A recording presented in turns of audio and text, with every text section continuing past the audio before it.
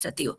Pero para esto vamos a ver un poco sobre los roles y funciones que cumplen nuestras autoridades, que son propias y que son inherentes de los principios del procedimiento administrativo. ¿Ok? Primeramente, ¿no? Les quería preguntar a ustedes, ¿qué rol cumplen en la sociedad actualmente? ¿O qué podríamos decir que es un rol? A ver, conversemos un poco. ¿Qué creen ustedes que es un rol? ¿A qué están llamados ustedes como, en qué rol cumplen en su hogar? De repente, rol de padre, rol de madre, un rol de hijo. ¿Qué rol cumplen en su hogar? A ver, coméntenme un poco. Vamos leyendo.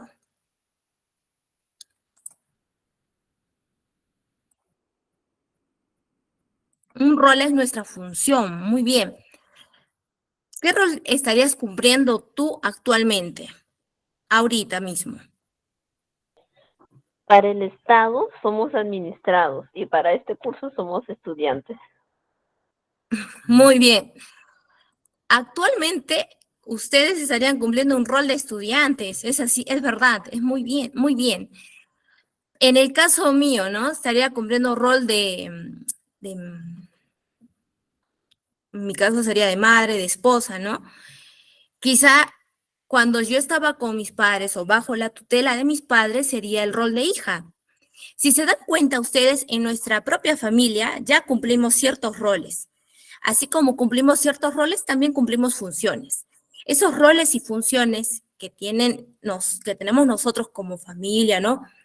Que tenemos cada ciudadano, cumple una función, pero en este caso vamos a hablar de los roles exactamente que cumple el Estado. Entonces, ¿a qué llamamos rol? Según el diccionario Oxford, rol es la función que una persona desempeña en un lugar o una institución. Tiene un rol importante en la política. Por ejemplo, ¿no? Parte de una obra de teatro o de una película que es representada por un actor, ¿no? Vemos como, por ejemplo, el rol el papel que está desempeñando, ¿no? Un villano. Por ejemplo, en la película del Guasón, que ustedes me imagino que la han visto, el rol del malo, ¿no? Del villano, del que era muy inadaptado a la sociedad, ¿no? Está cumpliendo un rol. Vemos el rol que desempeña, bueno, el papel que desempeña en esa obra, en esa película.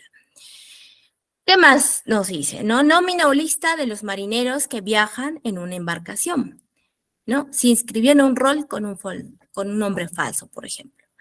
Es un rol, ¿no? Ahí yo tengo un rol, una lista de las personas que se han inscrito. Entonces, ya más o menos vamos entendiendo cuál es el significado de rol, porque a partir de este significado, de esta función que desempeña esa persona, vamos a ver el rol para el Estado.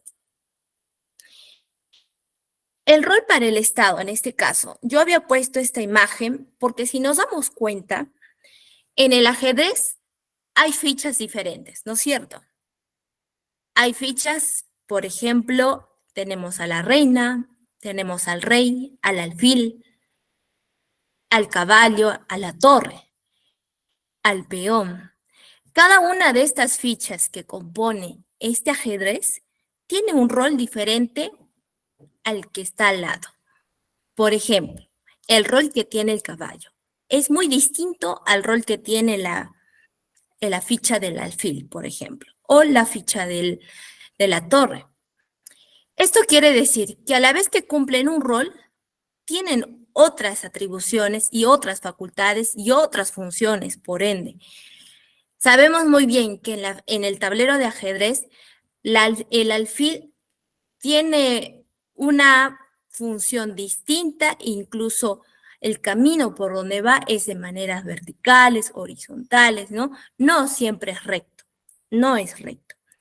A diferencia, por ejemplo, de la ficha del caballo, ¿no? Que siempre va en L. Vemos tan solamente en este juego de ajedrez lo que se representa en el Estado.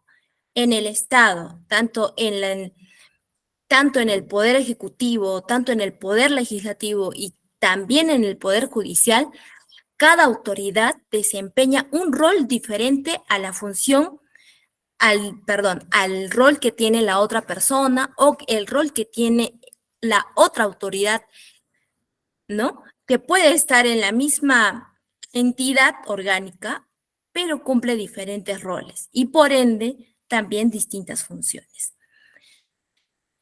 Entonces, ¿cuáles son los roles que cumple el Estado? Aquí hemos puesto algunos roles que cumple el Estado, que son algunos ejemplos pequeños, que puede haber más, ¿sí? Pero estos son los más principales, ¿no? ¿Qué vemos? El rol de limpieza, ¿no? Tiene que suministrarnos la limpieza. De seguridad, que las carreteras estén bien asfaltadas. De salud, bienes de servicios públicos. La educación, ¿no? Y todos estos roles, todos estos servicios que nos brinda el Estado a través de las municipalidades, que ya hemos hablado de este tema, a través de los gobiernos locales, a través de los gobiernos regionales, están todos financiados y recaudados y todos van por un mismo financiamiento, que es a través de la tributación, ¿no? Entonces, ¿para qué se cumplen estos roles? Para satisfacer las necesidades básicas del ciudadano, es decir, velar por la estabilidad económica y permite al sector privado invertir a largo plazo, ¿no? Esos son los roles que cumple el Estado. ¿Que puede haber más? Sí, pero estos son los principales.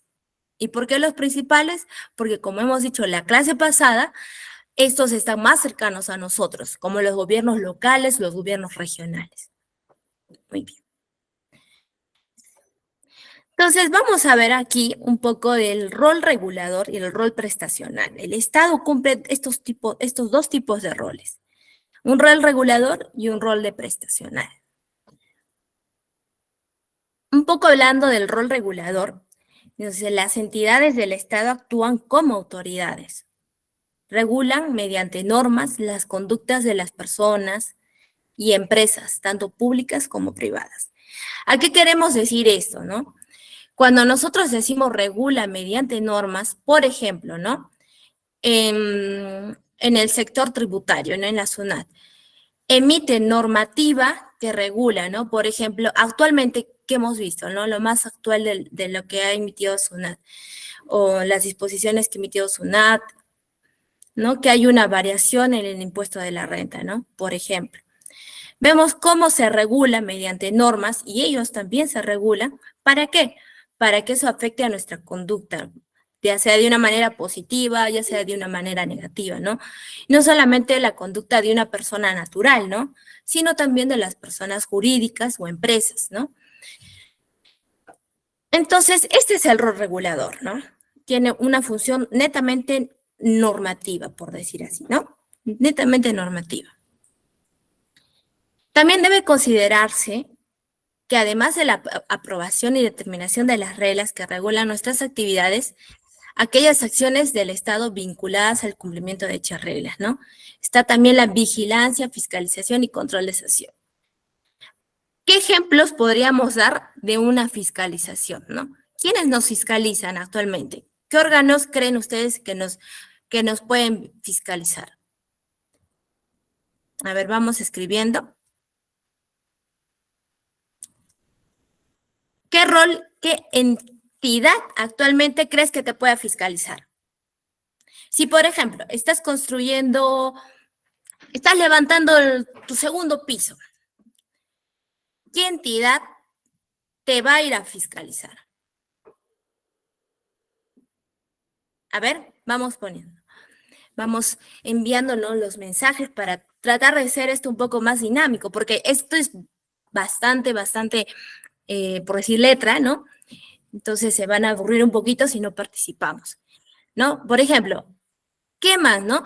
Otra entidad que también nos fiscaliza. Otra entidad que nos fiscaliza también podría ser al sector privado, podría ser la SUNAFIL. Otra empresa, otra autoridad que nos fiscaliza también y que nos puede controlar, ¿no? Y nos sanciona, la Policía Nacional, ¿no? Al momento de infringir una normativa de tránsito. Entonces, este es un ejemplo, ¿no? El Estado, como rol regulador, cuando un policía hace cumplir las reglas de tránsito, está aplicando el rol regulador.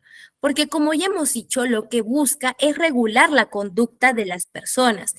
Ya no sean solamente personas naturales, sino también personas jurídicas, hablamos de empresas, ¿no? Este rol regulador establece el pago de impuestos por esa sanción, por esa fiscalización. Hablábamos, ¿no? De cómo una municipalidad puede venir a fiscalizarme si de repente yo no estoy cumpliendo con la licencia de funcionamiento que ya se requiere para poder nosotros levantar un segundo piso, para construir, quizá para demoler una parte de nuestra vivienda, ¿no?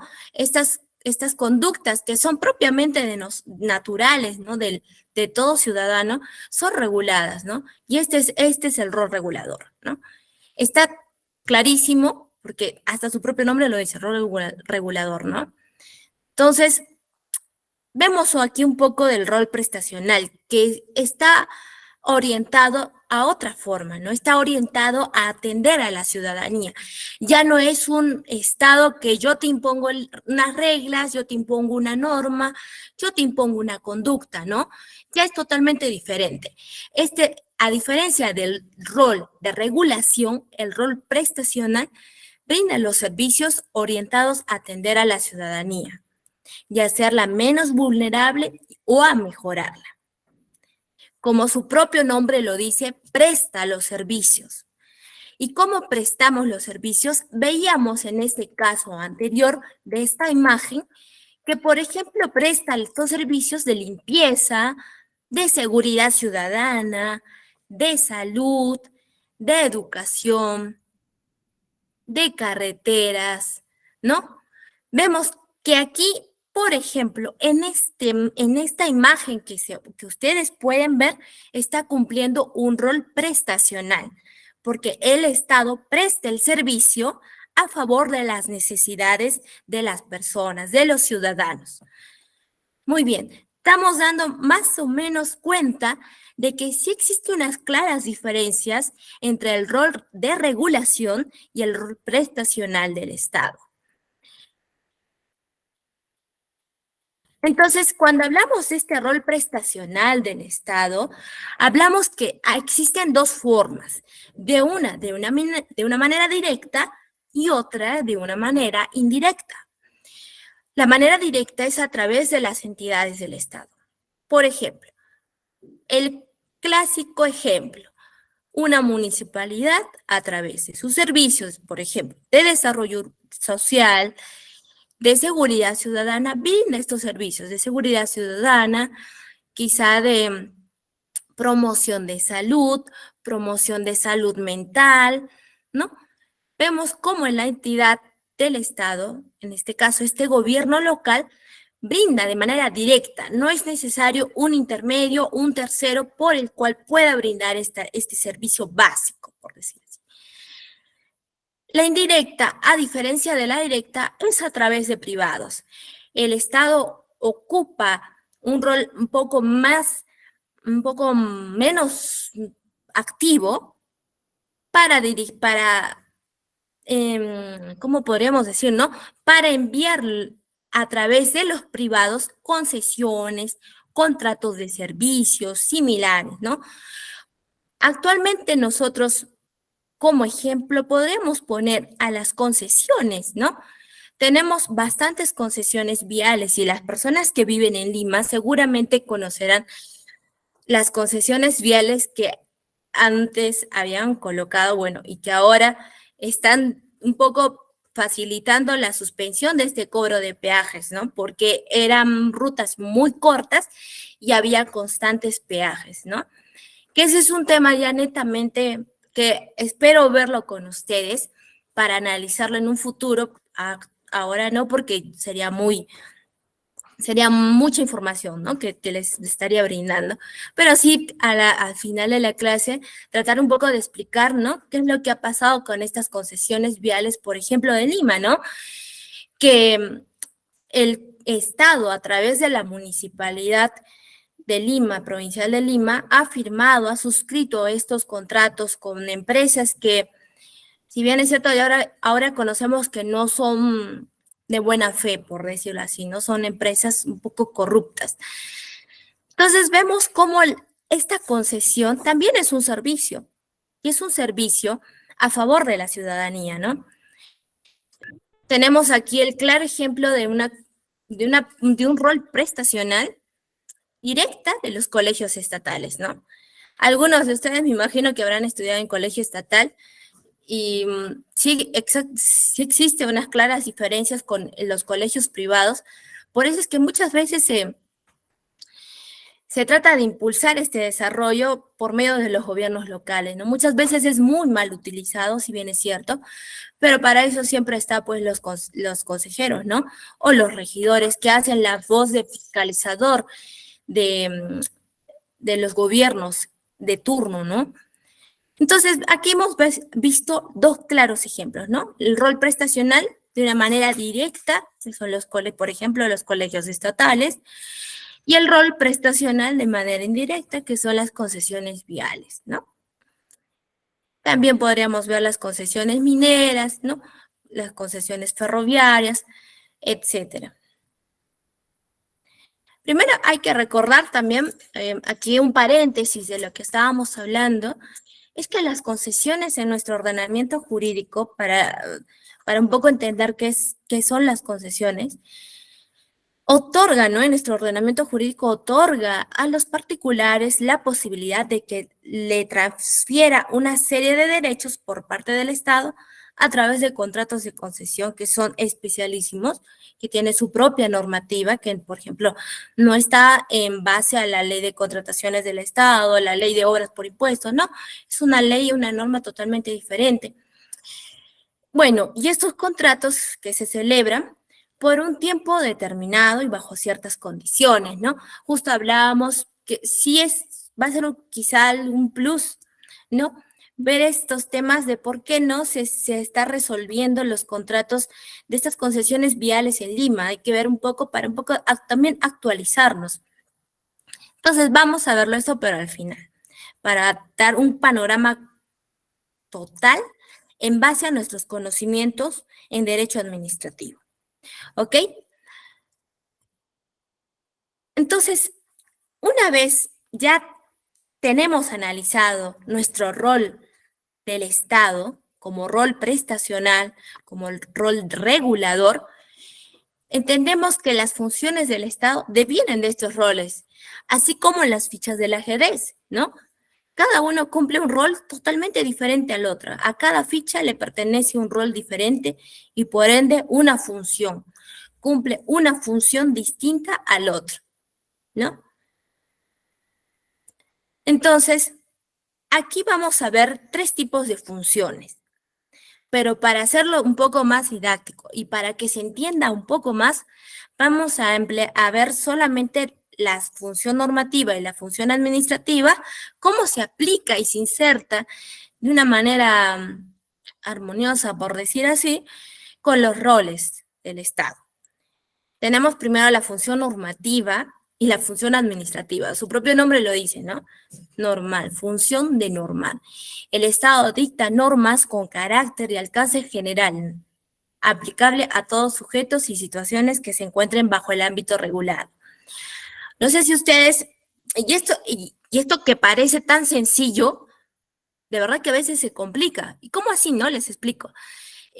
Ustedes han estado viviendo en la época del COVID o en la época de que ha estado bastante el tema de las huelgas, han visto cómo la presidenta Dina Boluarte por región ha dictado un estado de emergencia, ¿no? Tú sales a partir de las 8 de la noche, perdón, ¿no? Tienes que quedarte en casa a partir de las 8 de la noche, y en Puno, por ejemplo, era hasta las 7 de la noche, ¿no? O en Lima, desde las 6 tienes que estar en tu casa, ¿no? Son ejemplos. Vemos cómo es que este Estado, a través de su función normativa, está regulando, sin darnos cuenta, está regulando, pero bajo un ámbito regulado, ¿me entienden? Bajo un contexto. En este lugar, porque he visto que hay muchas manifestaciones, un poco mayor violencia a partir de tal hora. Pero en este lugar que sí hay, si bien es cierto, hay manifestaciones, pero no son tan violentas como en el otro lugar, ya, un poco que duerman a las 10, ¿no? Que estén a su casa a las 10 de la noche. Igual en el tema del estado de emergencia que ahora se aplica por el tema de las lluvias, ¿no? Por un determinado contexto, por una determinada razón, se da específicamente a una región, ¿no? Está regulado a ciertas cosas. O también tiene este carácter de regular a todo, ¿no? De un alcance general, de un alcance totalitario, ¿no? También tenemos la función administrativa, que consiste en la aplicación concreta de las normas dictadas por el Estado a los particulares. Esta función administrativa, que si bien se va a desarrollar más en lo que es en el derecho administrativo, que lo vamos a ver ahora, está más aplicada, como dice, a las normas dictadas por el Estado a los particulares. A los particulares. Si se dan cuenta, esta función administrativa está más aplicada a los particulares, es decir, del Estado, como mamá, por decir así, hacia los particulares, hacia los individuos, hacia los ciudadanos en este caso. Entonces, ¿cómo lo vamos a relacionar esta función normativa, esta función administrativa con los roles que tiene el Estado? De esta manera. Aquí tenemos un cuadro que es muy bueno, que tenemos aquí, por un costado tenemos los roles, que tenemos el regulador y prestacional, y en la parte de arriba las funciones, ¿no? Que puede ser la normativa y la administrativa, ¿no? Nos damos cuenta que el rol regulador normativo está basado exactamente en la parte normativa, ¿no? Dictar normas generales que afecten los ámbitos de libertad de las personas, ¿no? El Estado, por ejemplo, dicta el Código de Tránsito. Entonces, ¿nosotros qué hacemos? Cumplimos las normas de tránsito, ¿no? Aquí no hay nadie que no cumpla las normas de tránsito porque una papeleta y ya, ¿no? Pero a su vez, este rol regulador en su función administrativa hace efectiva la actividad limitativa de los derechos de los casos concretos, ¿no? Si bien ya te tengo ahí una norma, ¿cuál es mi función administrativa? Aplicarla, ¿no? La aplico en los casos concretos. Es la actividad sancionadora, la actividad de solución de controversias. En este caso, los policías hacen cumplir las reglas del Código de Tránsito y multan a quienes la cumplen. ¿Sí? Se va entendiendo, ¿no? Por ejemplo, en el tema de la SUNAT, que me imagino que a muchos les importa porque tenemos negocios y seguramente han tomado este curso porque necesitamos saber cómo trabaja el Estado, cómo trabaja registros públicos, queremos saber cómo trabajan las municipalidades, queremos saber cómo trabaja el Indecopi, no sé, el SUNAFIL, SUNAT, ¿no? Todas este rol que tiene el Estado, por ejemplo, en el tributario, en la SUNAT, dicta una norma, ¿no? Dicta una norma y cómo la hace efectiva con la fiscalización, ¿no? Con la ejecución coactiva de las multas que tengamos. Esa es la forma, ¿no?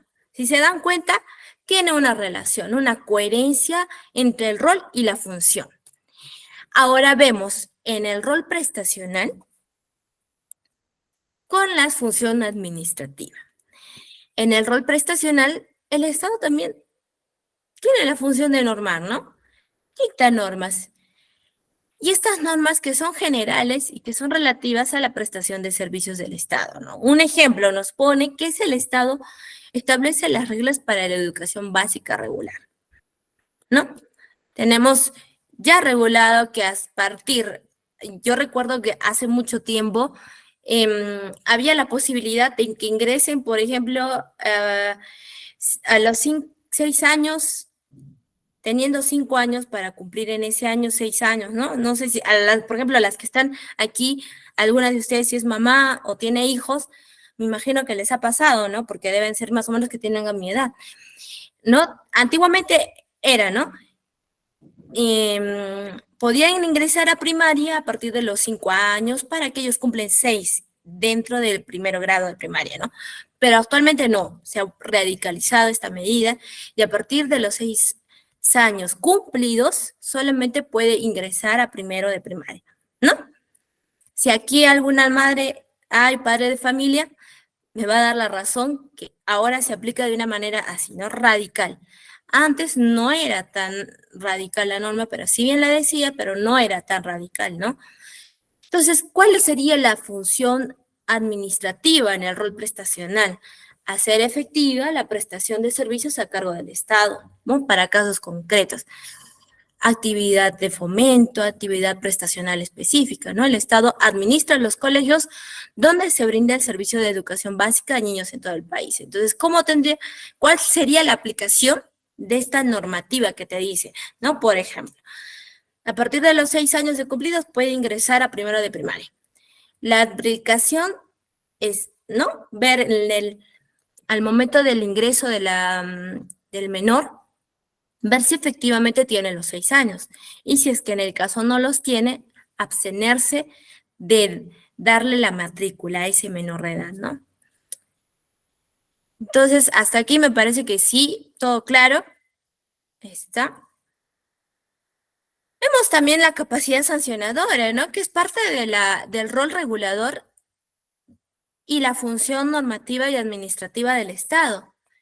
Como hablábamos hace poco, la capacidad sancionadora, ¿no? Es de multar, por ejemplo, paralizar las obras, demoler las obras, que es parte de la fiscalización, de la emisión de la sanción, de las multas que puedan imponer a partir de la norma que se ha regulado a través de los gobiernos locales o a través del gobierno regional, o así sea por la misma entidad estatal que hablamos del Estado, ¿no? Como gobierno general. Y aquí vamos un poco más centrándonos a la función jurisdiccional. ¿Por qué la habíamos hecho diferente o la habíamos un poco apartado de la función, del rol, de la función normativa y administrativa? Porque si se dan cuenta, tanto las funciones normativa y administrativa y también los roles tienen una coherencia y un equilibrio entre ellas, ¿no? Cada una de ellas se da a entender por sí misma al momento de decirlo, ¿no? De normativa y administrativa. Sin embargo, a diferencia de la función jurisdiccional, el Estado tiene busca otro tipo de función o busca otro tipo de servicio que brinda a la sociedad. En este caso, la función jurisdiccional está netamente basada a solucionar los conflictos que se pueda dar entre las personas y las empresas, ¿no? Se trata de conflictos que deben ser resueltos aplicando alguna norma que ha sido dictada por el Estado y esta es la función ejercida por el Poder Judicial, ¿no? No existe otra entidad o otro poder que tenga esta facultad de resolver los conflictos entre privados o ya sea entre privados con el Estado, ¿no? ¿Por qué? Porque este poder estatal actúa como tercero independiente. Por esa es la razón que nosotros le hemos un poco apartado esta función jurisdiccional que también es importante, ¿no? Para el Estado. Por esa simple razón, porque actúa como un tercero independiente. Ellos no pueden estar dentro de esta parte porque si nos damos cuenta, estas funciones normativas y administrativas son aplicadas a todos los organismos que conocemos que fiscalizan, ¿no? Que son los más conocidos, ¿no? SUNAT, SUNAFIL, INDECOPI, OPSITELO, SINERMIN, etcétera, ¿no? Hay bastantes. Entonces, si nos damos cuenta, esta función, si bien ellos los tienen, pero no tienen esta función jurisdiccional. Lo serían como juez y partes, tendrían también esta función jurisdiccional, pero no lo tienen. Por eso lo hemos apartado. Esta función del Poder Judicial de actuar como un tercero independiente, ¿no? Esto cómo se ve reflejado en la vida cotidiana, ¿no? Con los procesos contenciosos administrativos. De toda emisión de una resolución administrativa que emita el INDECOPI, por ejemplo, esto se va a poder ser apelada a través de un proceso contencioso administrativo. Por eso es de que se le denomina una función jurisdiccional. Es el tercero que ve los procesos y que actúa independientemente del ente administrativo, que puede ser el INDECOPI y que puede ser la persona natural o la empresa a la que se le haya multado, ¿no? Entonces, aquí ya hemos terminado con estas tres funciones, con los roles del Estado, que ya hemos visto cuáles son, y vamos a hablar un poquito más, y vamos a insertarnos a lo que son los principios del derecho administrativo, y con esto ya vamos ingresando a lo que es netamente el derecho administrativo. El Estado peruano regula nuestras actividades como ustedes han podido observar, ¿no? Si yo construyo una casa de 2 pisos sin la licencia de funcionamiento o sin la licencia de construcción, perdón, obviamente me puede multar, puede venir a fiscalizarme y detener la obra, ¿no?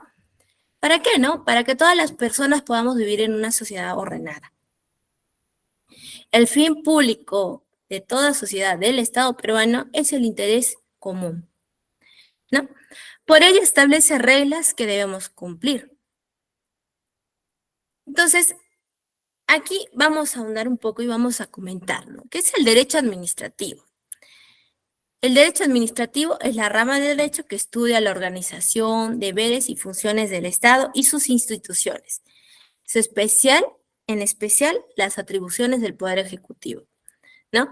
Como su nombre proviene del latín ministrare, ¿no? Manejar los asuntos comunes.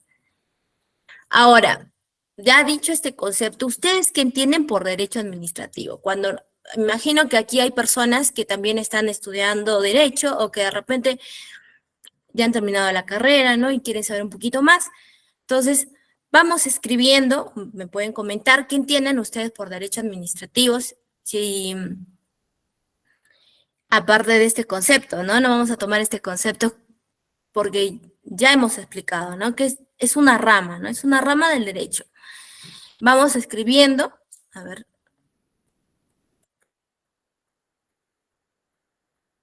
Muy bien. Entonces, cuando hablamos del derecho administrativo, vemos que está vinculada a la administración pública como campo de estudio. En este caso, el derecho administrativo está muy relacionado con la administración de los bienes públicos, ¿no? El campo de estudio es el pueblo, por decir así, la ciudadanía, ¿no? Hablamos de cómo se concibió el derecho administrativo, ¿no? Su origen remota de los siglos XVII, XIX, con las revoluciones liberales que derrocaron el antiguo régimen y abrieron la puerta al mundo republicano, ¿no? En Occidente. Esta rama del derecho es relativamente joven, ¿no? A diferencia, por ejemplo, no sé, las personas que han estudiado derecho, me imagino que saben que, por ejemplo, el derecho civil se concibe desde el derecho romano. O sea, es antiquísimo, ¿no? Igual a partir del derecho romano había también un poquito del derecho penal, hasta incluso un poquito del derecho laboral, pero netamente el derecho administrativo como rama es relativamente joven a diferencia del derecho civil, ¿no? ¿Por qué? Porque esta nace junto a la Declaración de los Derechos Humanos, ¿no? Que busca una igualdad ante la ley de los ciudadanos, es decir, nación junto al Estado liberal, ¿no? Nación junto al Estado liberal. ¿Ustedes creen, amigos, que en un estado, por decir, en el estado de Venezuela, existe un derecho administrativo? Estamos hablando de nuestro querido país de Venezuela como una nación liberal, un estado democrático. Recordemos que nuestra constitución política del Perú, el Estado peruano, se concibe como un Estado democrático social, ¿no? Entonces, ahí vamos viendo cómo es de que en el Estado peruano se aplica esto, porque estamos hablando de un Estado liberal, ¿no? Y un Estado liberal se refiere a a una libertad de los pueblos, a la libertad de elegir, a la democracia, ¿no? La igualdad de los ciudadanos. Por eso es que se dice que ha nacido, que es relativamente joven, porque ha nacido con esta Declaración de Derechos Humanos, ¿no? Entonces, cuando hablamos de este derecho administrativo, hablamos que es un conjunto de normas, principios, que regulan el ejercicio de la función administrativa. Recuerden qué era la función administrativa. Estábamos hablando de la capacidad del Estado de poder normarse y aplicar estas normas, ¿no? Como por medio de la fiscalización, de las multas, de las sanciones, ¿no? Este conjunto de normas que se van a aplicar en el ejercicio de esta función administrativa se le denomina régimen jurídico de la función administrativa. ¿Sí? Entonces, hasta ahí lo tenemos más claro, ¿no? Ya vemos cómo es que esta función administrativa, que parecía una cosa que no se entendía muy bien para qué estábamos explicando esto, ahora va tomando un sentido, un rumbo. Ya sabemos que esta función administrativa tenía este régimen jurídico de la función administrativa por el Estado, ¿no? Entonces, cuando hablamos de esta función, de este derecho administrativo, hablamos de las características del derecho administrativo. Existen muchas características del derecho administrativo, pero por temas de tiempo, también un tema pedagógico, les he puesto aquí las 4 más importantes, que es el derecho, la característica de ser limitativo, porque regula el actuar propio de la administración pública en los actos administrativos que afecten el interés particular. Existe algo denominado, o para las personas, para que sepan, ¿no? Nosotros, como ciudadanos, estamos en la libertad de hacer lo que la ley no nos obliga, o no nos obligue, ¿no? Nosotros podemos hacer algo, si en la norma está o no está, nosotros podemos hacer. Si la ley nos prohíbe, nosotros no lo aplicamos, no lo hacemos, ¿no? Si en la ley me dice, por ejemplo, en el derecho penal, las lesiones, ¿no? El que lesiona a otro. Entonces, como yo tengo la libertad como persona natural de no lesionar a nadie y yo puedo quizá con otra persona, ¿no? Hacer algo que puede parecer que le estoy lesionando, ¿no? Por ejemplo, en el ejemplo de los médicos que hacen la liposucción, por ejemplo, ¿no? Pareciera que le estuviera lesionando, porque si ustedes han visto a las personas que hacen procedimientos médicos de este tipo de cirugía, salen un poco como si lo hubieran golpeado, ¿no? Pero a la ley no le prohíbe a ese médico realizar eso, no le prohíbe. Pero, en cambio, el funcionario público solamente puede hacer lo que la ley prescribe. ¿Sí? ¿Se me entiende? Solamente puede hacer lo que la ley prescribe. Si la ley dice, usted tiene que darle a tal persona su remuneración completa por haberle despedido injustificadamente. En el caso de una entidad pública, se tiene que aplicar eso obligatoriamente, ¿no? Se tiene que aplicar obligatoriamente, aunque también es obligatorio para las personas naturales, pero en la administración pública solamente puedo hacer eso, ¿no? Si, por ejemplo, me dicen, no puedes darle, no puedes realizar aumentos a los obreros porque tenemos esta ley de presupuesto que te dice que no puedes aumentar. Entonces, yo no podría realizarle un aumento de sus beneficios laborales, un aumento económico de su remuneración a este obrero. ¿Por qué? Porque hay una ley que me dice no puedes aumentar su remuneración básica al obrero, ¿no? O a cualquier persona. El funcionario público estimado solamente puede hacer lo que la ley dice, no puede hacer ni más ni menos. Nada más, solo lo que la ley dice. Por eso también hablamos de que es una característica del derecho administrativo, que sea limitativo, ¿no? Porque regula el actuar propio de la administración. No puedes hacer ni A ni B, solo puedes hacer C. a diferencia, obviamente, de los particulares, que somos nosotros. También hablamos que es un derecho administrativo común. ¿Y a qué se refiere esto, no? Debido a que todas las personas tienen los mismos derechos ante la ley, ¿no? Es común porque ya vemos que es de aplicación comunitaria, al pueblo, al bien común de la población, ¿no? Es interés colectivo y va muy de la mano con lo que es común, ¿no?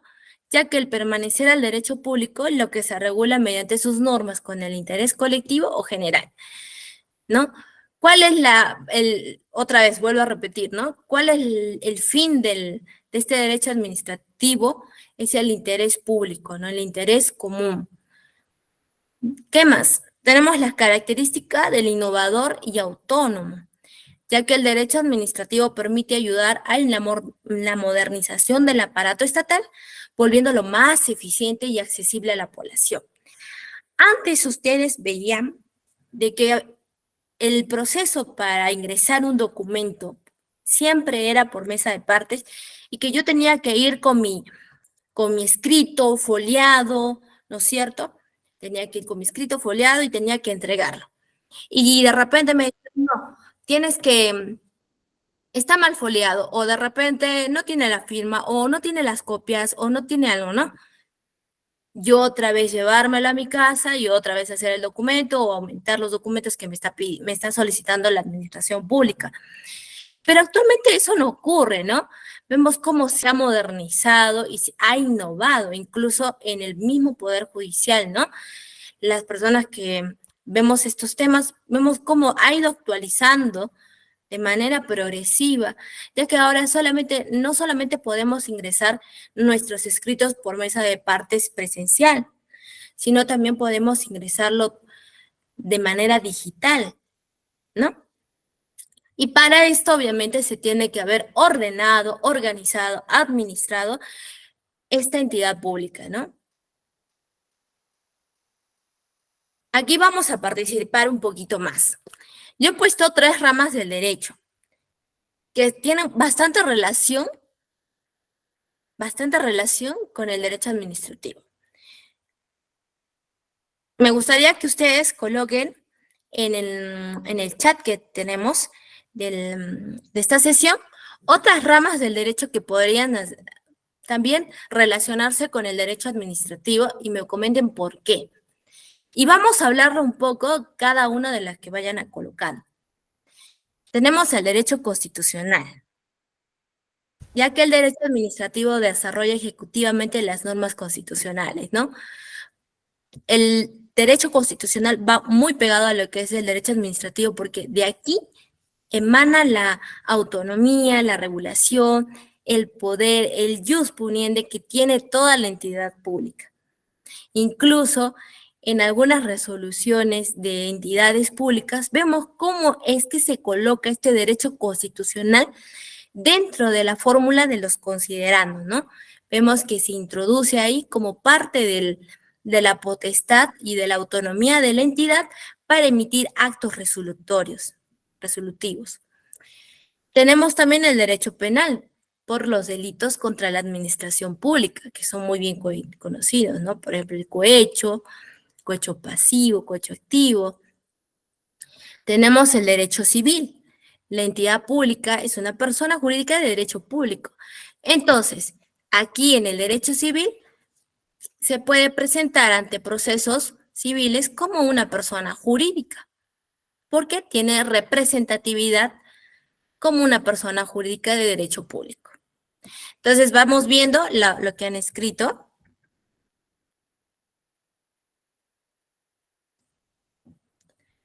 Vamos viendo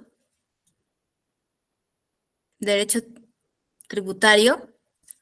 Muy bien, el derecho tributario. ¿Por qué el derecho tributario? A ver, ¿nos podrías comentar un poco? Un poco, Jorge Luis, ¿sí?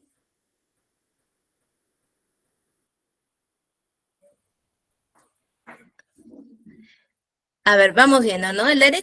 Por ejemplo, en el derecho tributario Lo relacionaríamos, me parece yo, con el tema de tesorería, ¿no?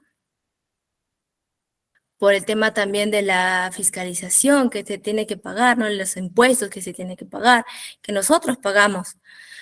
A ver, Versi Candela dice, profe, el cohecho pasivo, ay, ¿el cohecho qué es?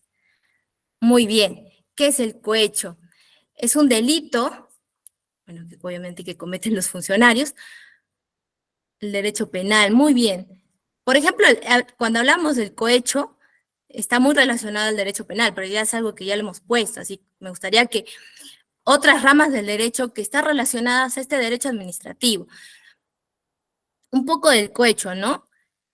Aquí hay este delito que es un delito de tipo, porque necesariamente necesita que sea un funcionario público, ¿no? Por ejemplo, no podría existir un cohecho entre dos personas naturales, ¿no? Tiene que ser necesariamente un funcionario público que acepta o recibe un regalo, ¿no? A favor de un acto, ¿no? Relativamente que tenga en su potestad o que tenga la autoridad de poder emanar, ¿no? Una resolución a favor de esa persona, ¿no? Por ejemplo. El derecho internacional público, sí, también muy bien, porque interesante lo que has puesto, Astrid, porque el derecho internacional público actualmente está siendo bastante valorado por las entidades públicas. Y te comento, ¿no? Se sigue una cierta corriente que es a través de justamente de los convenios que el mismo Estado, como el Estado peruano, propiamente, lo, lo traduce, ¿no? Por ejemplo, la ONU, algunas ONGs, eh, la UNICEF, establecen como metas, ¿no? O como un lineamiento para todos los estados, ¿no? Entonces podríamos hablar de un derecho internacional público, porque tanto, por ejemplo, en España, en la municipalidad, alguna municipalidad de España, tiene el mismo lineamiento de cuidado de los niños, por ejemplo. ¿Por qué? Porque es una política pública, es una política mundial de la UNICEF que pone, ¿no? Por ejemplo. Y esto va bastante de la mano con farmacéuticas, con empresas que venden comidas, ¿no? Por ejemplo. Muy bien, hablamos también del derecho laboral, que se han olvidado. Por ejemplo, el derecho laboral que es tan recurrente en el tema en el tema de derecho público, y más que todo en el derecho administrativo. ¿Por qué? Porque vemos aquí, actualmente se ha dado una normativa que es volver los CAS determinados a indeterminados. No sé si han visto, ¿no? ¿Y para qué eran estos CAS? Eran para netamente ser utilizados, estos trabajadores eran netamente utilizados para ir, ¿no? En trabajos bajo esta regulación administrativa, eran contratos de administración de servicios, así tal cual, ¿no? Por eso CAS.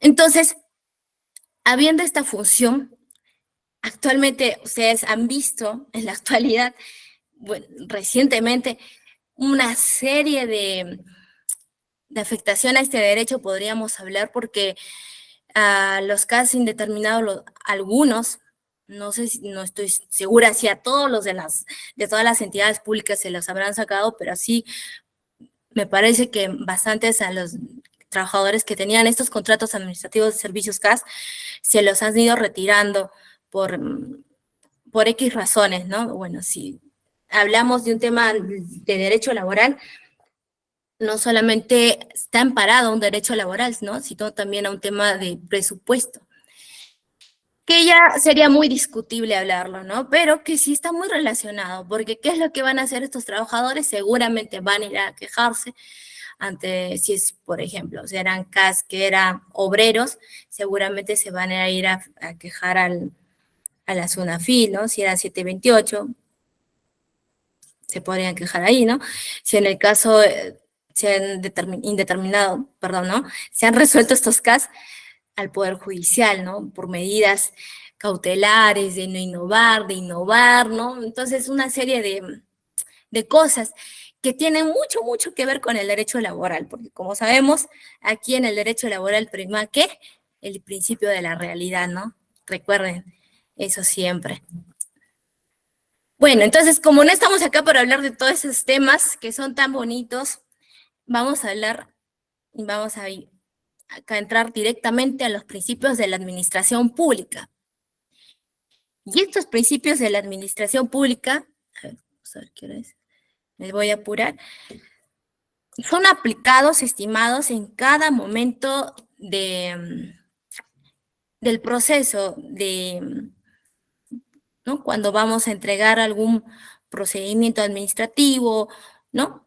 Cuando vamos a ingresar, tan solamente con el hecho de ingresar un documento por mesa de partes, así sea una solicitud, ¿no? Estoy solicitando una información. Se aplica el derecho administrativo. Principios del derecho administrativo, principios que van a colegirse, ¿no? En todo el procedimiento, en todo el proceso. Entonces tenemos aquí en primer lugar el principio de legalidad. No nos dice este principio de legalidad, y este es el principio madre, ¿no? Este es el principio que aborda todo.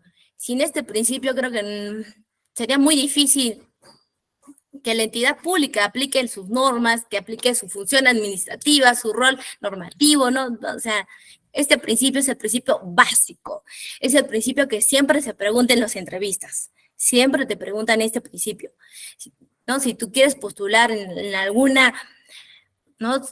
Una entidad administrativa, siempre te van a preguntar este principio, así que lo tienes que saber de memoria. ¿Qué nos dice este principio de legalidad? ¿No? Dice, las autoridades administrativas deben actuar con respeto a la Constitución y a la ley. Ya te está diciendo ahí a la Constitución. Entonces, obviamente, cuando hablábamos con qué ramas del derecho se relaciona el derecho administrativo, estábamos hablando pues con la Constitución, porque es la Constitución de la que emana todos estos poderes, ¿no?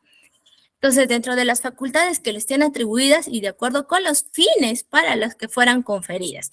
Y hemos dicho que una autoridad administrativa o cualquier autoridad o funcionario público no tiene esa potestad de realizar algo más allá de lo que no puede, de lo que no te norma la norma, de lo que no te dice la norma, ¿no? Tampoco puedo hacer algo menos. Solamente puedo hacer lo que me dice la norma, no puedo ir más allá. ¿Qué más, no? Acá vemos que existen dos tipos de niveles y lo hemos colocado de esta manera para que se pueda entender cómo es que encaja el principio de la legalidad en todos los procedimientos administrativos. En un primer lugar, tenemos este nivel formal que indica la necesidad que la actividad de los poderes públicos encuentre el propio fundamento en la ley.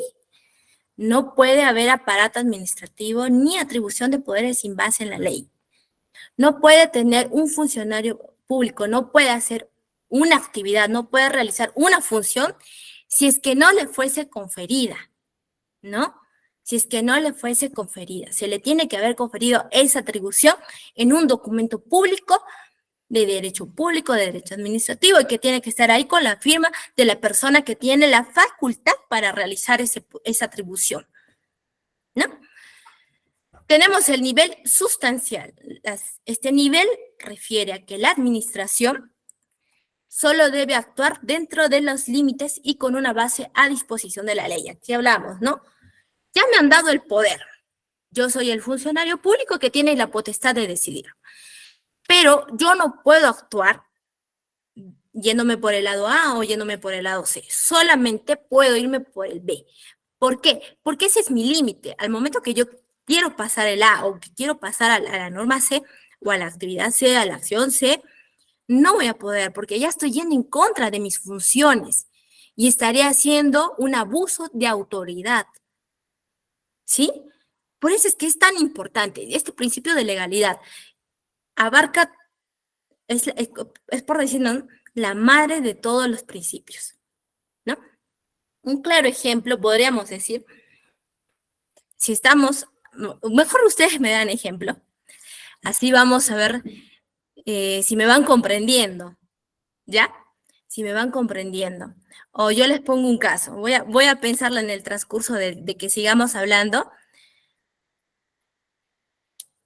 Aquí, por ejemplo, esta es una resolución del 2021 de la Municipalidad de Lima. Van a ver ustedes cómo es que se coloca. Mira, esta es la primera parte, ¿no? De acá hablamos, ¿no? sobre las actuaciones realizadas en el procedimiento administrativo sancionador y el principio de legalidad. ¿Qué nos dice, por ejemplo, esta resolución?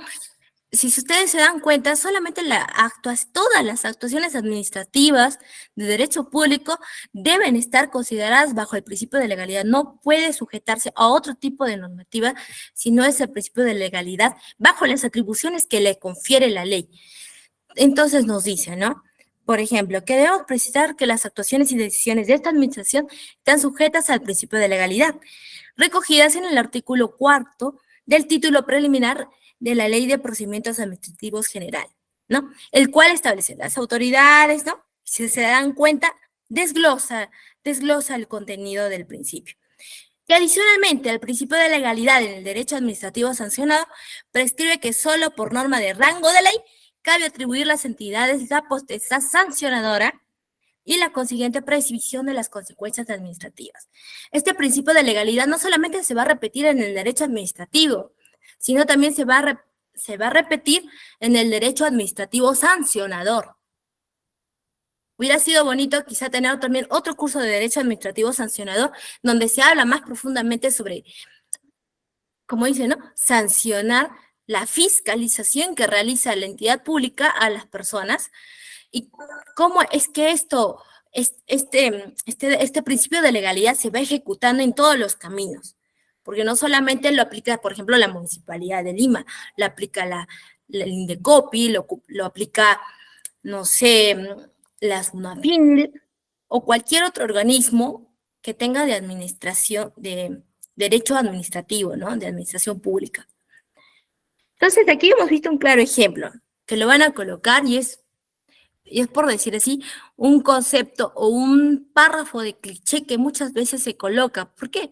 Porque es necesario indicar de dónde vienen las atribuciones conferidas para que esta persona, para que esta autoridad, que es la Gerencia de Movilidad Urbana, tenga la atribución, la facultad de poder sancionar, aunque en este caso ha sancionado, por lo que entendemos. Muy bien, el principio del debido procedimiento. El principio del debido procedimiento lo sabemos bastante, ¿no? En cada momento de nuestra vida, en cada momento de los procesos, incluso procesos civiles, procesos penales, procesos laborales, vemos cómo se aplica el debido procedimiento. ¿Por qué? Porque si nosotros dejamos el principio del debido procedimiento, limitamos el derecho de las personas, ¿no?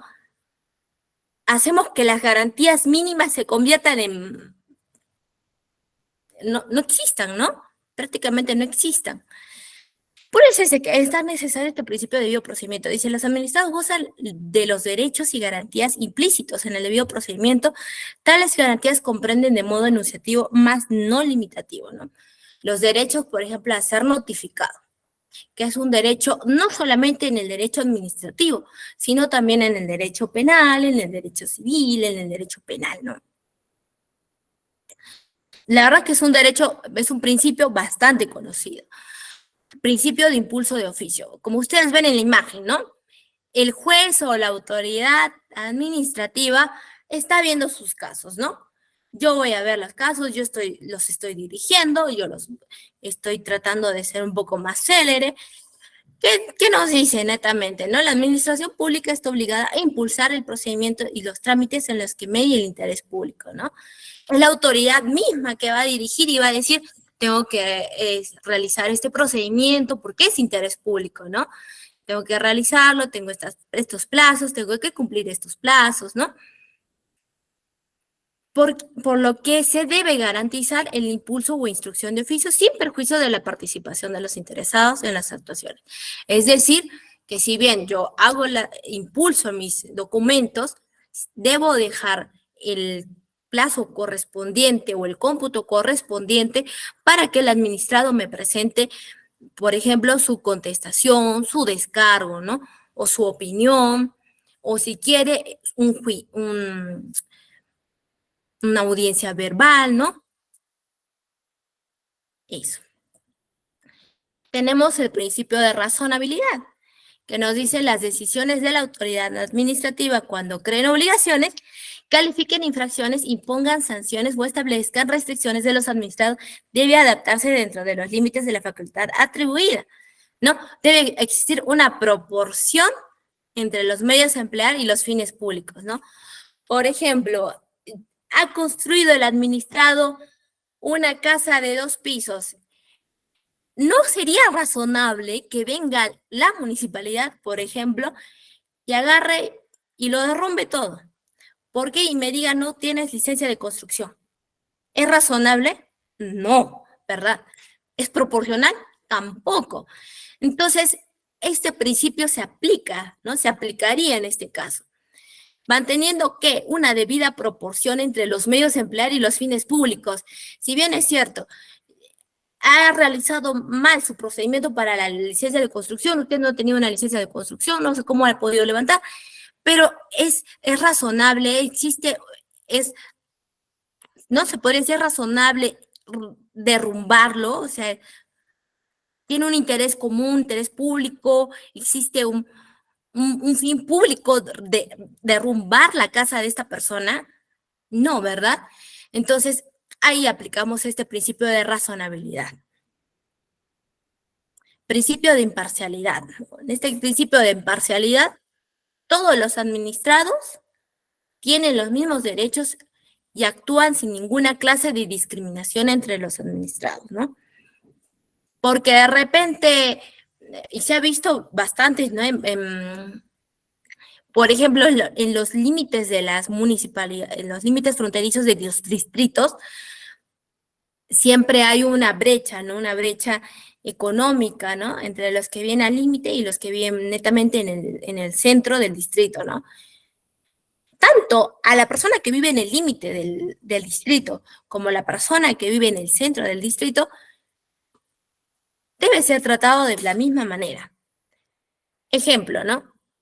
SEDAPAR o la entidad que ustedes ven que regulan en su región el agua, ¿no? En mi caso, SEDAPAR. Tengo SEDAPAR, debe verificar que en el cercado hay un hueco, se ha roto una tubería, ¿no? Debe acudir de manera inmediata. Al igual que en el cono norte de mi ciudad, ¿no? Debe acudir de manera inmediata. ¿Por qué? Porque ellos nos brindan los servicios públicos de agua y desagüe, ¿no? Yo no puedo decir a esta persona sí, a esta persona le atiendo en 2 horas, a esta persona le atiendo en 3 días, en 4 días. Y hay otro principio que lo vamos a ver a continuación, que también va muy de la mano con este principio de imparcialidad, ¿no? Aquí, ojo, ¿no? Nos dice que hay 2 perspectivas que hay que ver y que tener en cuenta, que no está permitido que los servidores públicos tengan privilegios respecto de unos pocos, ¿no? Perdiendo interés general en la colectividad. Es decir, hay muchas veces pasa que los mismos funcionarios o los mismos servidores públicos que trabajan dentro de la entidad pública tienen también sus procesos, ¿no? Sus procedimientos a seguir. Entonces, ellos no pueden tener un privilegio especial por ser servidores de esa entidad pública, ¿no? No pueden, porque estaríamos perdiendo este principio de imparcialidad. Por ejemplo, ¿no? Hablamos de una persona que trabaja en Indecopi, ya sea de recepcionista de trámite documentario, ¿no? Tiene ahí su queja, su procedimiento de reclamo que le realizó a una tienda conocida, por decir así, a una tienda de electrodomésticos conocida, y no se le puede dar a esta persona unos privilegios con otra persona que también ha presentado el mismo reclamo contra la misma tienda el mismo día, ¿no? No podríamos decir que esta persona le voy a atender a los 3 días ya voy a emitir una resolución, ¿no? Estaríamos rompiendo el principio de imparcialidad.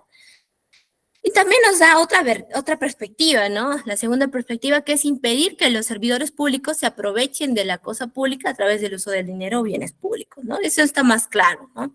Es impedir, ¿no? Y aquí tenemos también el principio de informalismo, ¿no? ¿Qué nos dice este principio de informalismo? ¿No? Las normas del procedimiento deben ser interpretadas en forma favorable a la admisión y decisión final, ¿sí? De las pretensiones de los administrados, de modo que sus derechos e intereses no sean afectados por la exigencia de aspectos formales. No, hay veces, o podríamos decir que hace años, en los años pasados, veíamos cómo es que nos decían, ¿no? Cuando íbamos a la municipalidad, por ejemplo, que si bien es cierto, ahí tenemos bastantes trámites que realizar porque es la persona que regula, ¿no? Nuestros comportamientos como sociedad, por eso lo tomo bastante en cuenta, ¿no? Por ejemplo, ¿no? Quiero abrir mi tiendita y me pide, por ejemplo, ¿no? Le presento mi licencia quiero una licencia, una de funcionamiento, y me dice, no, tienes que presentarme tu ficha RUC. ¿Ficha RUC? ¿Para qué, no? No tendría mucho sentido, ¿no? O de repente me dicen, no, tienes que foliarlo y tienes que sellar tienes que poner tu firma en cada hoja del expediente que vas a presentar, y aparte tienes que ponerles unos POSIT para ubicarnos. Entonces ya está pidiendo, ya está dando exigencias que no requieren, ¿no? Que son exigencias absurdas. Ni siquiera son exigencias formalistas que nos dice en la ley, ¿no? Son exigencias que no entran acorde a la normativa del derecho administrativo, ¿no? ¿Qué más nos dicen? El formalismo es la excusación de la inobservancia por los interesados de exigencias formales no esenciales, ¿no? No es esencial que, por ejemplo, firmen cada hoja del documento que va a presentar. No es esencial. No tendría por qué realizarlo. O no es esencial que de repente me traigan 3 cargos. O al momento de ingresar el documento tenga que presentarme el mismo expediente y el otro expediente, digamos, son 200 folios, los mismos 200 folios voy a presentar. Y me diga, ¿no? Que en el cargo también tengo que presentar otros 200 folios, ¿no? Es una exigencia, una inobservancia tonta, ¿no? Absurda, no tiene sentido. ¿Qué más? Tenemos también el principio de presunción de veracidad, y este principio es bastante importante, porque es como que la entidad ya nos da esa confianza, ¿no? Por decir así. A diferencia de repente de nuestras relaciones como sociedad, que cuando vemos que una persona se me está acercando mucho, yo no presumo nada bueno, ¿no? No sé si les ha pasado. Ya no presume nada bueno, absolutamente nada bueno. Ya se me está acercando y me está mirando que estoy agarrando mi celular, ya peor, ¿no? En cambio, no, el Estado tiene esa presunción de veracidad para el Estado. Si fuera el Estado una persona y se le está acercando, el Estado no podría verla con ojos de maldad, no podría verla con ojos de maldad, como nosotros, ¿no? Entonces, ¿qué nos dice este principio de presunción de veracidad? Nos dice, se presume que todos los documentos y declaraciones formuladas por los administrados en la forma escrita, la forma prescrita por esta ley responde a la verdad de los hechos que ellos afirman, ¿no? Por ejemplo, mi vecino todas las noches, o mi vecino está llevando licor o trae a mujeres, y me parece muy raro que traiga mujeres y luego se vayan y luego vengan otros hombres y así sucesivamente. Entonces, ¿qué está haciendo mi vecino? ¿No? Y yo voy y lo reporto a la municipalidad, por ejemplo, ¿no? Lo reporto. Entonces, de repente, si yo no, la municipalidad va a decir, esta persona está haciendo qué tipo de actividades, porque, ¿no? Va a empezar a sospechar, podría empezar a sospechar, pero este principio de presunción de veracidad va a decir, de repente, si tiene razón esa persona, y vamos a ir a verle, ¿no?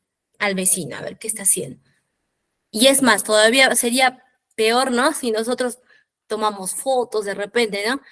Así, de repente está haciendo, si parece que está haciendo algo malo. Hay presunción de veracidad por mi parte, pero para esa persona no va a haber presunción de veracidad. Así, ¿no? Como estamos hablando de este principio, ¿no?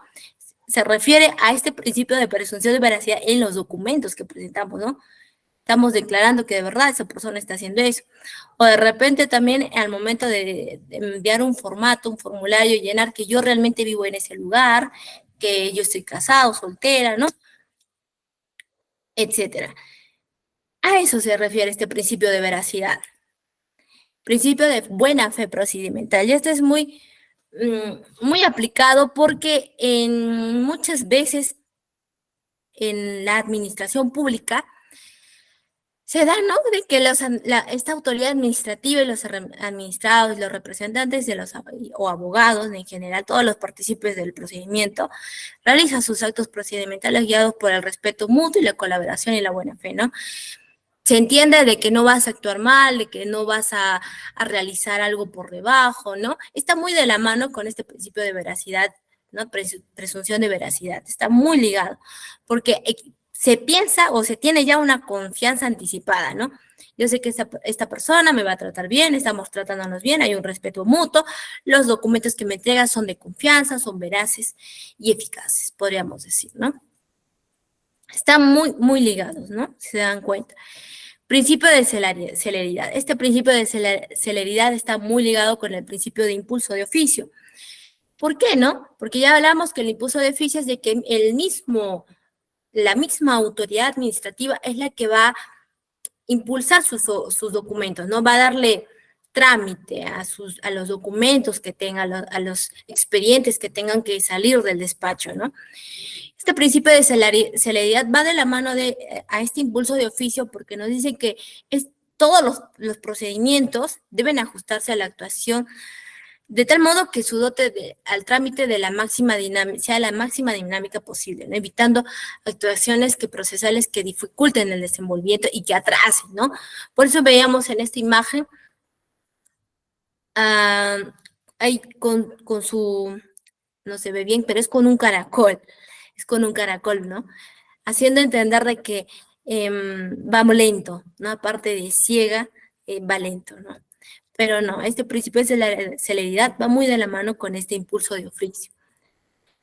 Principio de eficacia, ¿no? Todos los actos deben cumplir su finalidad y por tanto son eficaces. Se dice, no determinan los actos importantes de la decisión final, ¿no? No disminuyen las garantías del procedimiento ni causen indefensión al administrado. Este también va muy de la mano con este y con el impulso de oficio.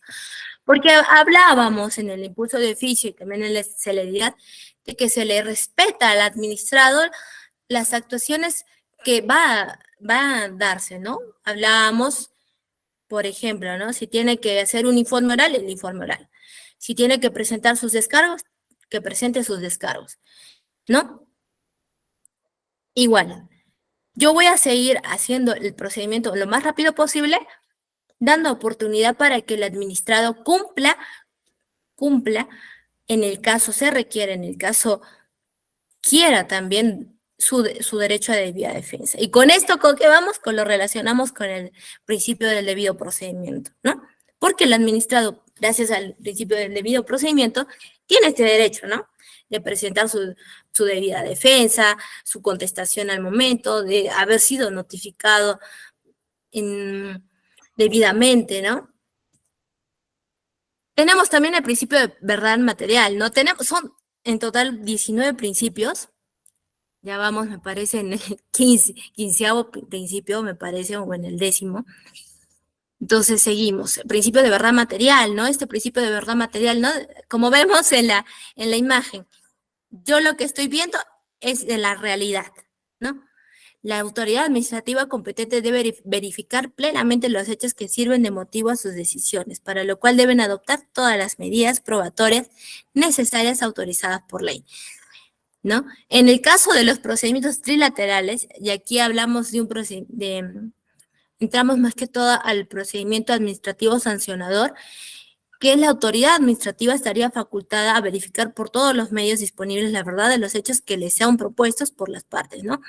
Por ejemplo, en el tema de Indecopi, vemos, yo como marca, por ejemplo, mi marca es Los Rojitos, ya, digamos, mi marca se llama así. Yo acuso a esta persona que está copiando porque se llama Los Rojos, ¿no?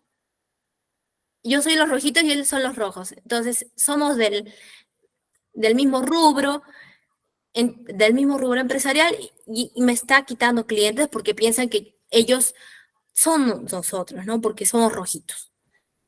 Entonces ahí va a tener Indecopi la facultad de ir a inspeccionar a ver si de verdad está utilizando el calter los rojos o los rojitos para sus actuaciones empresariales, ¿no? ¿Se dan cuenta? Ahí vemos su aplicación en el procedimiento trilateral, que es un procedimiento más pegado al procedimiento administrativo sancionador, ¿sí? También tenemos este principio de participación que es buenísimo, ¿no? Y que muchas veces no lo utilizamos y que en realidad me parece que no es muy utilizado, pero aquí esperamos, ¿no? Que con esta clase ya tú puedas participar de manera más activa en las convocatorias públicas, ¿no? Ya vemos que ahorita ahí me parece que ya pasó, pero ha habido el presupuesto participativo del 2023. Tú podías participar en tu gobierno local, que son tu municipalidad distrital o ya sea tu municipalidad provincial, a participar, tener el derecho de participar y decir, no, por ejemplo, no, yo no estoy de acuerdo que primero se arregle esa calle, debe arreglarse primero la calle donde vivo, por ejemplo, ¿no? Es un ejemplo. Entonces, ¿qué nos dice este principio de participación? Dice, las entidades deben brindar las condiciones necesarias a todos los administrados para acceder a la información que administre sin expresión de causa. Cuando hablamos de acceder a la información, nos remitimos a la ley de transparencia, ¿no? ¿Qué nos dice esta ley de acceso a la información y transparencia? Que todos los administrados tenemos nuestro derecho a solicitar cualquier tipo de información, con sus claras excepciones, cualquier tipo de información y que nos tienen que rendir esa información en el plazo de 10 días, ¿no? ¿Qué más nos dice? Sin expresión de causa, ¿no? Tenemos necesidad de decir para qué queremos esa información pública, ojo, pública. No, no tenemos necesidad de decirlo. Salvo aquellas que afecten la intimidad personal, las vinculadas a la seguridad nacional, a las que expresamente sean incluidas por la ley, ¿no? Aquí hablamos de las excepciones. Y extender las posibilidades de participación de administrados y sus representantes en aquellas decisiones públicas que les puedan afectar. Aquí hablamos del presupuesto participativo, ¿no? Todos los años las municipalidades realizan su convocatoria de presupuesto participativo, que prácticamente lo que es decir, ¿no? Por ejemplo, qué obras tienen mayor relevancia o importancia para el interés común, ¿no? Y que se deben realizar de una vez. O, por ejemplo, tú podrías participar en el Consejo de Seguridad, ¿no? De tu municipalidad. Estarías ahí aplicando tu derecho de participación y aplicando, por ende, el principio de participación, ¿no? Principio de simplicidad. A través de este principio, los trámites establecidos por la autoridad administrativa deben ser sencillos, debiendo eliminarse toda complejidad innecesaria. Acá hablamos de este principio, va muy de la mano con ¿dónde está? Con informalismo, ¿no? Si se dan cuenta, el principio de informalismo con el de simplicidad va muy de la mano, porque así como hablamos de que no es necesario, por ejemplo, firmar en todas las hojas, el principio de simplicidad dice lo mismo, ¿no? Debiendo ser sencillos, no hay necesidad de repente presentar más de una copia para nuestro cargo, ¿no? Debiendo eliminarse toda la complejidad innecesaria, es decir, todos los requisitos exigidos deben ser racionales y proporcionales. Esto no implica, estimados, de que se vaya a eliminar las formalidades que el derecho administrativo de por sí tiene, ¿no? Esto no implica eso, sino implica de que se deben eliminar las cosas extras, por decir así.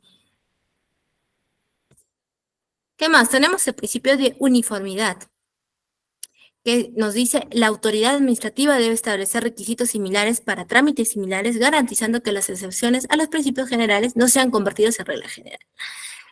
Esto quiere decir que de repente, ¿no? Si estábamos viendo de que, por ejemplo, ¿no? Yo ingreso mi denuncia en Indecopi contra Plaza Roja. Plaza Roja y también ese mismo día presenta la señora Juana su denuncia administrativa contra Plaza Roja. A esta señora, bueno, en mi caso, ¿no? A la señora A en 15 días hábiles ya está su resolución administrativa, ya se ha hecho todo. A la señora Juana no, la señora Juana está esperando todavía y le dicen, no, estamos en el plazo, pero si nosotros vamos a ver, ¿no? Por un principio de transparencia, ¿no? ¿En cuánto tiempo te estás demorando para emitir pronunciamiento sobre este? ¿Y cuánto tiempo te estás tomando para emitir pronunciamiento sobre este? Que es el mismo caso, que es el mismo tiempo en el que han ingresado los expedientes, nos vamos a dar cuenta que de repente a este sí le estás favoreciendo con el plazo, pero a este no. Entonces estás yendo en contra del principio de uniformidad, porque no está siendo uniforme, ¿no? A este sí le estás dando un plazo distinto que a este, ¿no? A este le estás dando el plazo exacto, ¿no? Entonces ahí vemos que se estaría inaplicando este principio de uniformidad. O de repente, a esta señora que ha ido en contra de Plaza Roja le has dado a su favor. Y es más, le has dicho que se le devuelva 2 UITs. En cambio, a esta señora le has dicho sí, fundada, pero que se devuelva 0.5 UITs. ¿Cuál sería la diferencia, no? Si todos son los mismos procedimientos, es contra la misma persona, digamos que incluso sea el mismo bien que se ha adquirido y es el mismo bien defectuoso que se ha encontrado. Estarías yendo en contra de este principio de uniformidad, ¿ok? Porque a esta persona le estás diciendo de que tiene a su favor 0.5 UITs de devolución, mientras que a la otra persona le estás diciendo de devolución a su favor de 2 UITs, ¿no? Hay una gran diferencia en ambos casos.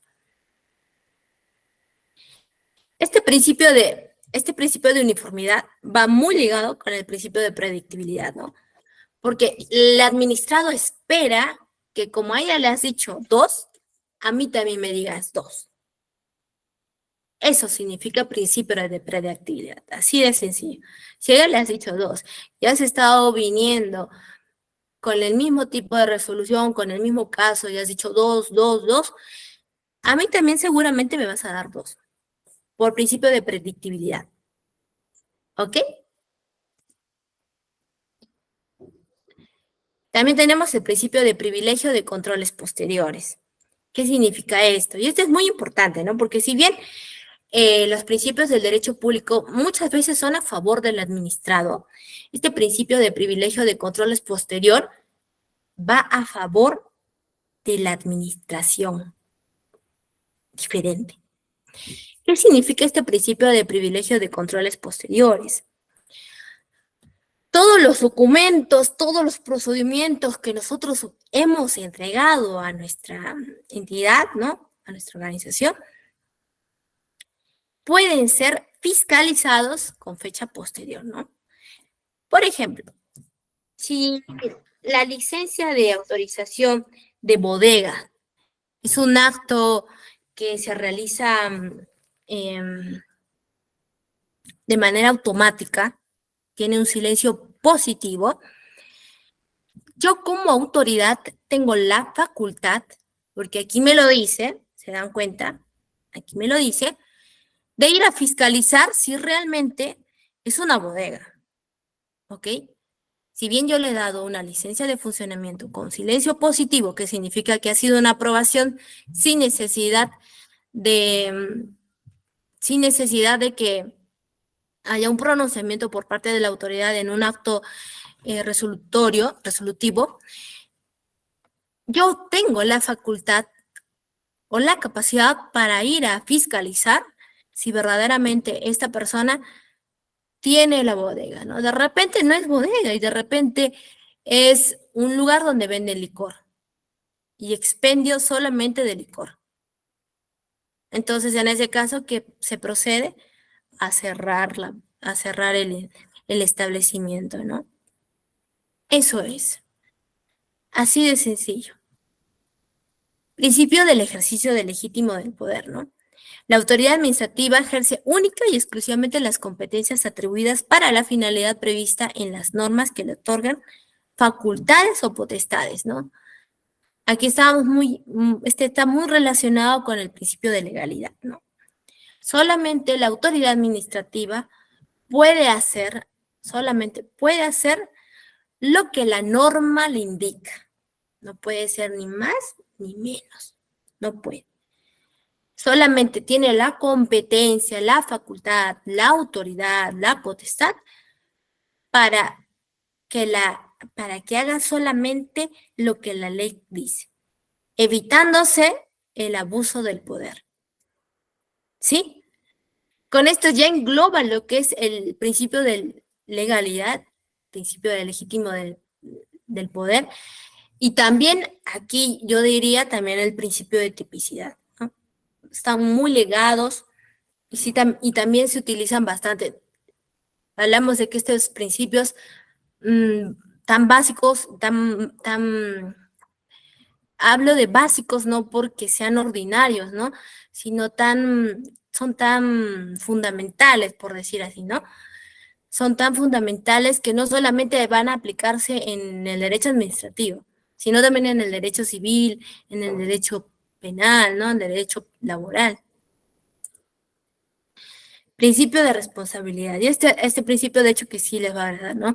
Toda autoridad administrativa está obligada a responder por los daños ocasionados contra los administrados como consecuencia de su mal funcionamiento, ¿no? Este principio de responsabilidad entra muy bien a que esa señora a la que le derrumbaron la casa, ¿no? Que le derrumbaron la casa, le remolcaron la casa, le dieron, ¿no? La demolieron así, por haber construido sin licencia de construcción,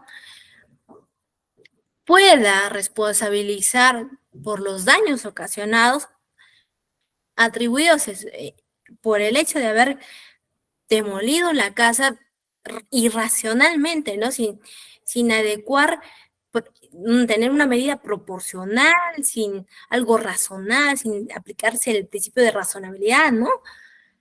Muy bien se podría aplicar este principio de responsabilidad. ¿Y quién tendría este principio de responsabilidad? No, a la persona que ha ejecutado el acto administrativo o que ha dado la orden, ¿no? Se entiende, ¿no? A ver, vamos acabando. Principio de acceso permanente. La autoridad administrativa es obligada a facilitar información, ¿no? Este hablábamos bastante, estaba ligado con otros principios que tienen esta facultad, ¿no? De facilitar la información. Ya hablábamos también de la ley de transparencia y acceso a la información pública, ¿no? Pero no excediendo las facultades que tengan. Claramente tiene sus excepciones, ¿no? Acá les iba a colocar un caso práctico, pero por temas de tiempo no hemos podido realizar el caso práctico, pero hay una tarea. Y en la tarea yo les voy a dejar este caso práctico para que lo puedan resolver. Es netamente sobre la aplicación de los principios que hemos visto ahora. Van a leer un caso práctico y van a ver la aplicación de los principios que hemos estudiado ahora, que hemos visto ahora. Van a ver qué principios no se han aplicado y qué principios sí se han aplicado. Y cómo tú lo aplicarías o cómo tú lo resolverías en caso seas una entidad jurisdiccional, es decir, el Poder Judicial. Muy bien, eso sería todo conmigo el día de hoy. Si tienen alguna duda o pregunta, me la hacen llegar. Nada más agradecerles por su atención y espero que nos volvamos a ver la próxima